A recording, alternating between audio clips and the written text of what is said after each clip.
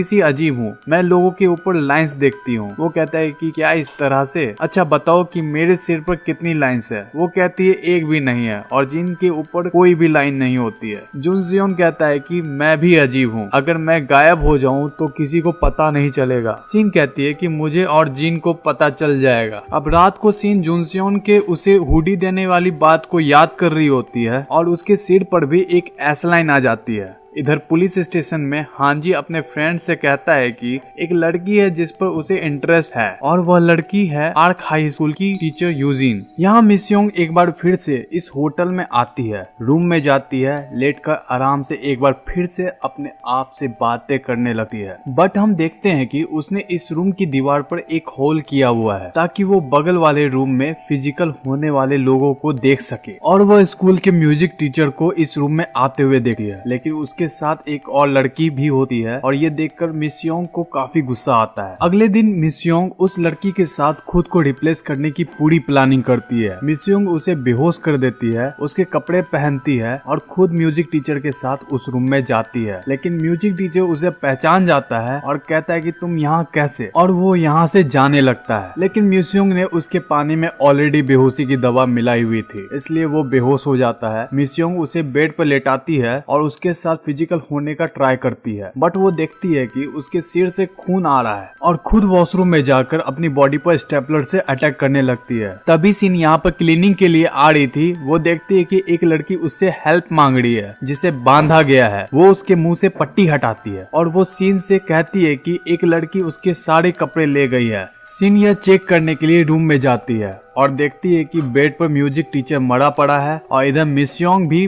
Bathtub में मर चुकी थी। हांजी सीन से इसके बारे में पूछता है, वो उसे सब कुछ बताती है और उन्हें पता चलता है कि ये वाला केस भी चश्मे वाले केस से कनेक्टेड है। देन हांजी इस बाथटब को खाली करता है और देखता है कि यहाँ पर वही चश्मा पड़ा हुआ है। अब हांजी इस चश्मे को पहनता है और उसे भी ये लाइंस दिखना शुरू हो जाती है। एपिसोड 5 की शुरुआत होती है जहाँ में एक बच्ची को दिखाया जाता है। फिर हमें पता चलता है कि वो बच्ची सियोने है और ये सियोने का बचपन का सीन है जहाँ पर हांजी सियोने को अपने गोद में उठाया होता है। और इसके बाद हमें पता चलता है कि सियोने के जो पेरेंट्स हैं उनकी डेथ हो चुकी है और हांजी इस बात से काफी दुखी होता है। इसके बाद हमें पता चलता है कि बचपन से ही हांजी सियोने का ख्याल रख रहा है, उसे संभाल रहा है। नाउ प्रेजेंट टाइम में हम देखते हैं जहाँ पर हांजी सियोने से मिलने हॉस्पिटल में आया है और उसे देख रहा होता है। फिर वो आईने में अपने आप को देखता है और अपने ऊपर इतने सारे एस लाइंस को देखता है। फिर हमें पता चलता है कि हांजी सबके ऊपर एस लाइन देख सकता है क्योंकि उसने वो चश्मा पहना हुआ था और उस चश्मे को पहनकर वो